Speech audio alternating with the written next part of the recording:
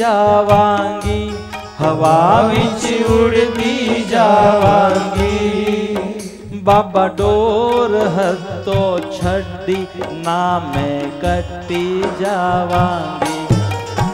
बाबा door हथों छड्डी ना मैं कट्टी जावांगी। सदगुरु में तेरी पतंग, सदगुरु में तेरी पतंग। बड़ी मुश्किल दे नल मिलिया मैनू तेरा द्वार आए कि हे सदगुरु बहुत मुश्किल से आपका द्वार मिला है, आपके द्वार तक आने मिला है। जगत की सारी खुशियों को पाना आसान है, लेकिन सद्गुरुदेव के द्वार तक पहुंचना बहुत कठिन है। वो भाग्य से ही होगा, सत्कर्मों से होगा, भगवान की कृपा से ही होगा। मैनू इको तेरो आसरा, बस हे सद्गुरुदेव इको, बस तेरा ही सहारा है, आसरा है, नल तेरा सहारा है। बस किसी और दूसरे का मुझे सहारा नहीं है। हम तेरे ही भरोसे हवा विच उड़दी जावांगी। हम तेरे ही भरोसे हवा में उड़ रहे हैं, हम तेरे ही भरोसे जी रहे हैं, तेरे ही भरोसे चल रहे हैं, तेरे ही भरोसे श्वास को ले रहे हैं, तेरे ही भरोसे बस संसार में आ चुके हैं। बस हमारा पूरा भरोसा आपके ऊपर है। ना चरना कमला नालू मैनू दूर हटाई ना, मैनू दूर हटाई ना। इना चरना कमला नालू, हे सद्गुरुदेव ये बहुत मुश्किल से तेरे द्वार तक मुझे आने मिला है, पर एक प्रार्थना है भगवान, इना चरणा कमला नालू, आपके चरण कमलों में से दूर हटाई ना, मुझे दूर मत हटाना, मुझे दूर मत करना। मैंने इस संसार में खुशियों को ढूंढा, लेकिन हे सद्गुरुदेव सारी खुशियां तो आपके कदमों में पड़ी थी, आपके दरबार में पड़ी थी। इसीलिए आपके चरण कमलों में से दूर मत कर देना। इना चरना कमला नालू मैनू दूर हटाई ना, मैनू दूर हटाई ना। इस झूठे जग दे अंदर मेरा पेछा लाई ना, मेरा पेछा लाई ना।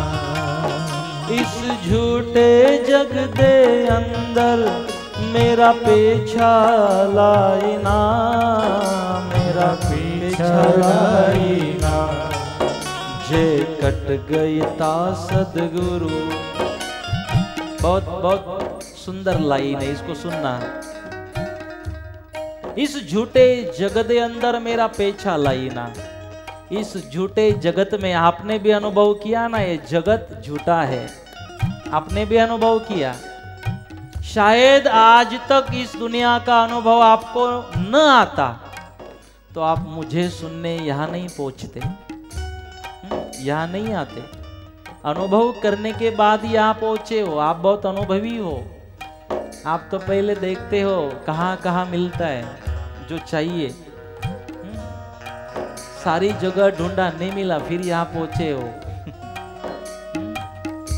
सत्संग में। और बहुत बहुत अच्छी बात इस भजन में बोली, जे कट गई ता सदगुरु, जे कट गई ता सदगुरु। अगर मैं कट गई ना, अगर तूने मुझे दूर कर दिया, तेरी कृपा बंद कर दी, तूने दूर कर दिया, तो मैं लुटी जावांगी, तो मैं लुटी जावांगी। फिर क्या होगा? मैं लुटी जावांगी, मैं लूट जाऊंगा, मुझे दुनिया लूट लेगी, मैं बर्बाद हो जाऊंगा, मैं खलास हो जाऊंगा। अगर आपने दूर कर दिया, आपकी मेहरबानी, आपकी कृपा, आपकी दया, आपके आशीर्वाद आपने अगर नहीं दिए तो मैं लुट्टी जावान दी। इसीलिए बाबा क्या करना, बाबा डोर हतो छड़ी ना मैं कटी जावांगी। बाबा डोर हतो छड़ी ना मैं कटी जावांगी। सदगुरु में तेरी पतंग, सदगुरु में तेरी पतंग। आज मलिया बुहा देहा आके मैं तेरे द्वार, आके मैं तेरे द्वार। हाथ रख दे एक बारी तू मेरे सिर पे प्यार दा, मेरे सिर पे प्यार दा। हाथ रख दे एक बारी तू मेरे सिर पे दा, मेरे सिर पे प्यार दा। फिर जन्म मरण दे गेड़े, फिर जन्म मरण दे फेरे। हाथ रख दे एक बारी तू मेरे सिर पे प्यार दा, प्यार से मेरे सिर पे हाथ रख देना। कभी भी जाओगे ना अपने गुरु के पास, संतों के पास, तो जो शाश्वत है ना वो उनको मांगा करना। मेरे सिर पे हाथ रख दो, बस आपके हस्त कमल में इतनी ताकत है मेरे सदगुरुदेव कि आपका हाथ मेरे सिर पे आ जाए। फिर जन्म मरण दे गेड़े, फिर जन्म मरण दे गेड़े। मुझे पता है अगर उस करुणा के हाथ को आपने प्यार से मेरे सिर के ऊपर रख दिया तो जन्म मरण दे गेड़े, ये जो जन्म मृत्यु का चक्र है मेरे सदगुरुदेव, मुझे पता है आपके आशीर्वाद से मैं मुक्त हो जाऊंगा, उससे मुझे मुक्ति मिल जाएगी। फिर जन्म मरण दे गेड़े, फिर जन्म मरण दे गेड़े। तो मैं बचती जावांगी, तो मैं बचती जावांगी। बाबा डोर हतो छड़ी ना मैं कटी जावांगी।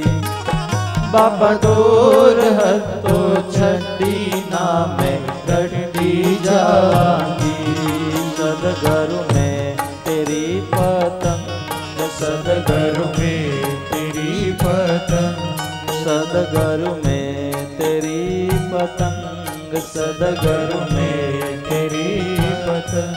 हवा विच उड़दी जावांगी, हवा विच उड़दी जावांगी। बाबा डोर हतो छड़ी ना मैं कटी जावांगी। बाबा डोर हतो छड़ी ना मैं कटी जावांगी। सदगुरु में तेरी पतंग, सदगुरु में तेरी पतंग।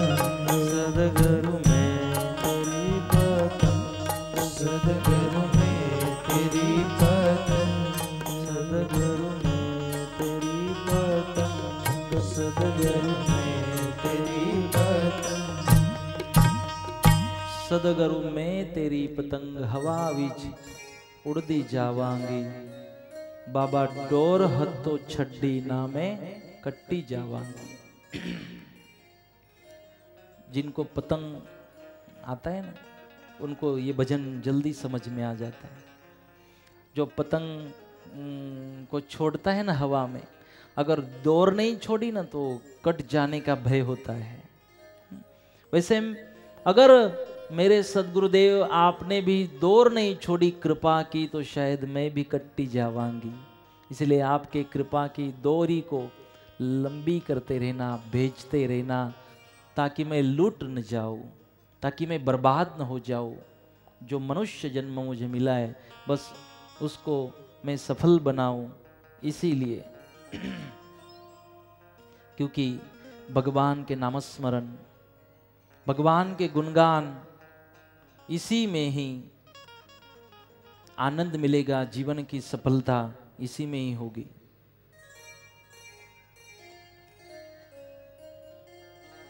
बाकी तो ये सारी दुनिया ये सारा संसार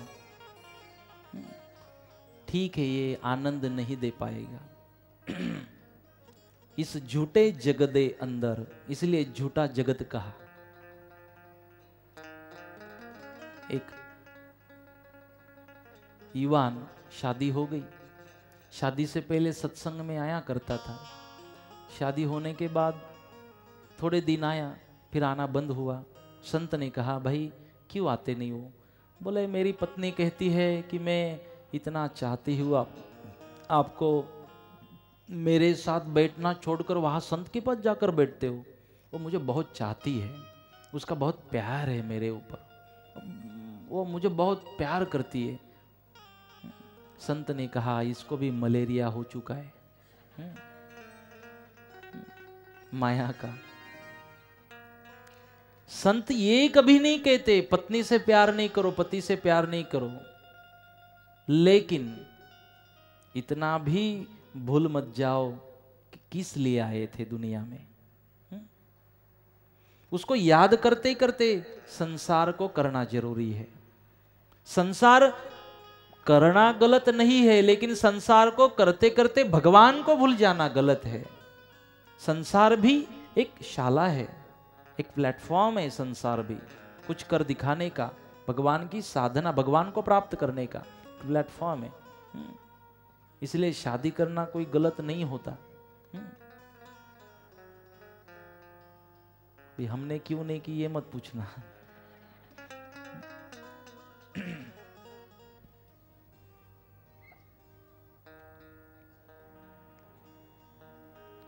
फिर बंद हो गया आना। संत ने कहा, भाई ठीक है, तू संसार कर, उसको भी समय दे, लेकिन थोड़ा एक घड़ी आधी में पुण्य थोड़ा करते रहना जीवन में, ताकि कोई गलत। कई लोग मुझे भी पूछते हैं, महाराज आप कथा करते हो, क्यों लोग बिगड़े हुए इसके लिए?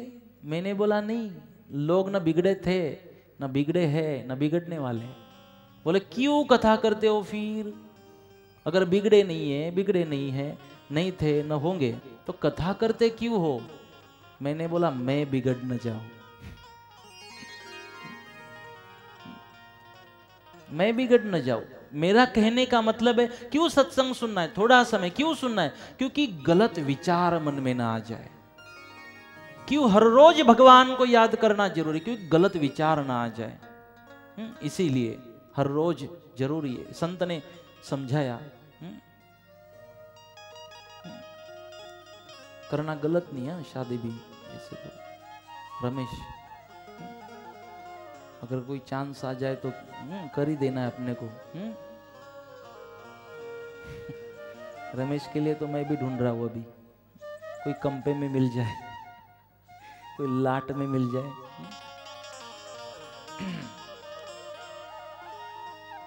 तो संत ने कहा, भाई आना आते जाते रहना। तो उसने कहा, नहीं मेरी पत्नी बहुत चाहती है।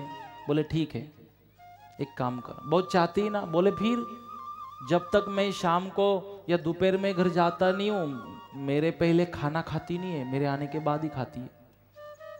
एक बार ऐसी एक बहन हमें भी बोली, बोले महाराज हमारे पति जब तक घर नहीं आते ना, मैं खाना ही नहीं खाती हूँ। मैंने बोला बहुत अच्छी साधना है आपकी, लेकिन मैंने बोला क्यों, ऐसा क्यों? बोले फिर आने के बाद वो हेल्प करते ना, फिर बनाते हैं हम खाना। आने के बाद वो फिर मदद करते, जब तक वो नहीं आते खाना बनता नहीं है, इसलिए बाद में खाना पड़ता है। मैंने अलग सोचा जो पहले आपने सोचा था। इन्होंने कहा, संत ने कहा कि देख भाई, कोई कोई नो नथी, नाहक मरीए छे बदा मथी मथी रे, कोई कोई नो नथी, मन थी मानी नीधू, आ छे बधु मारा।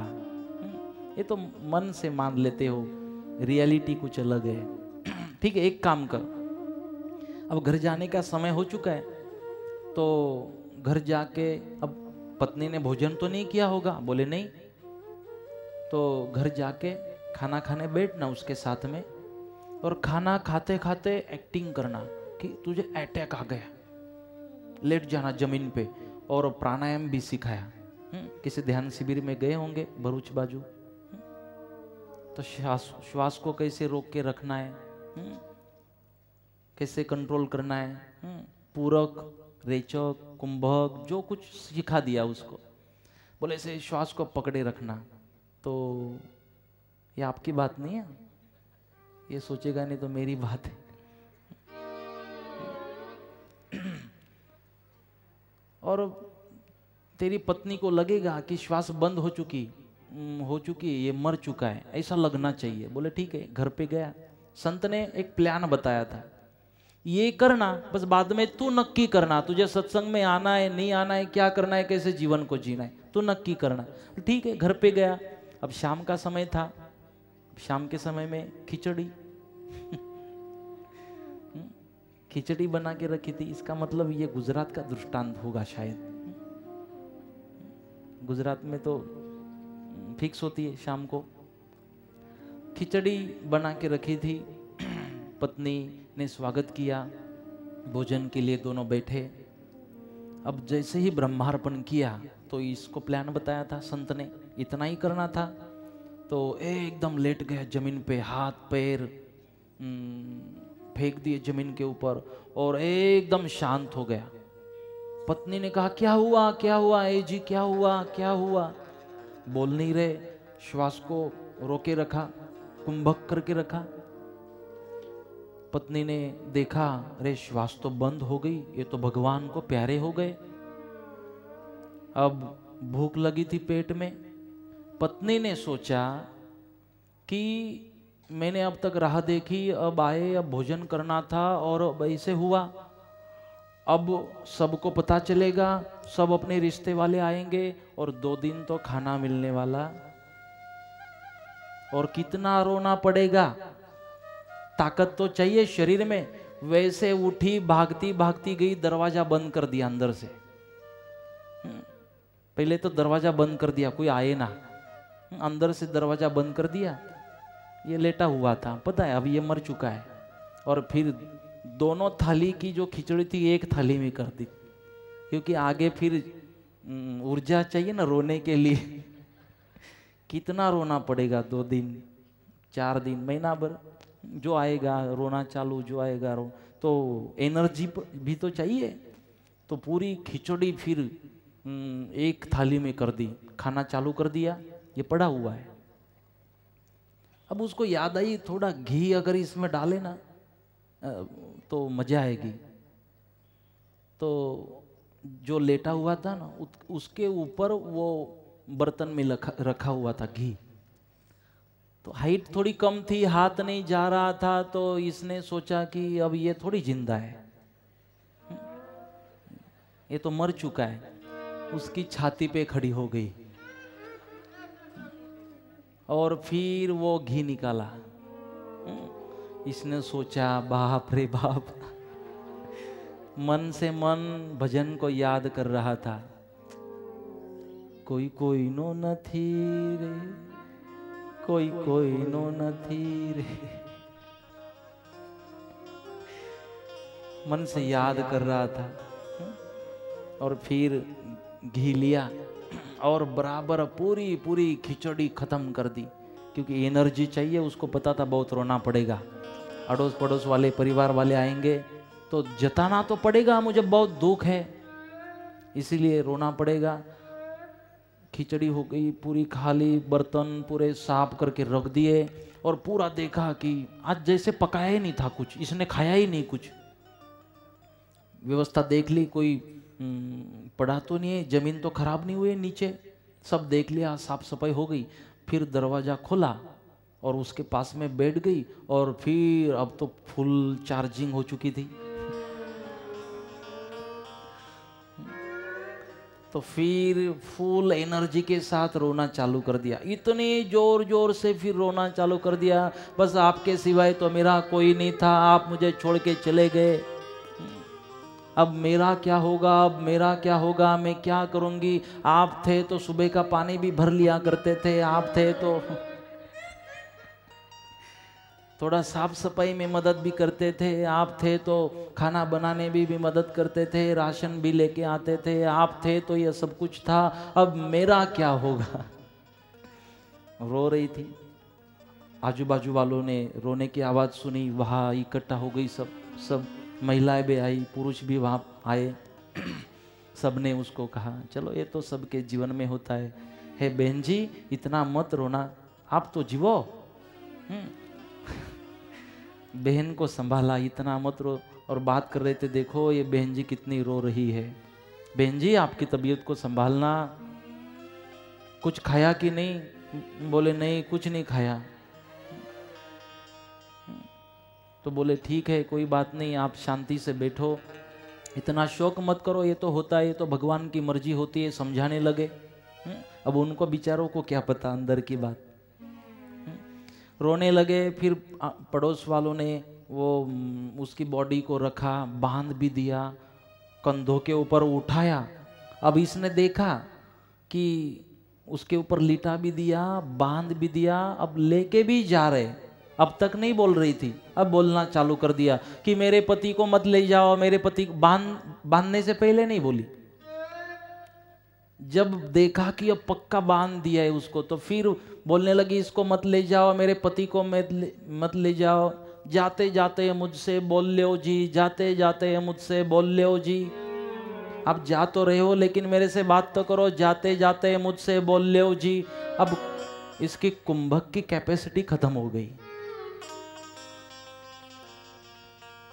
बात समझ में आ चुकी थी।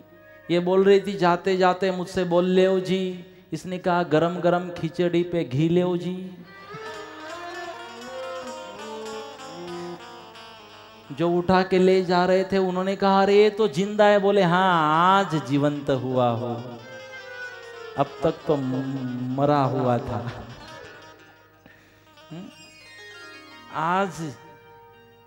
आज से मैं जी रहा हूं या जीऊंगा।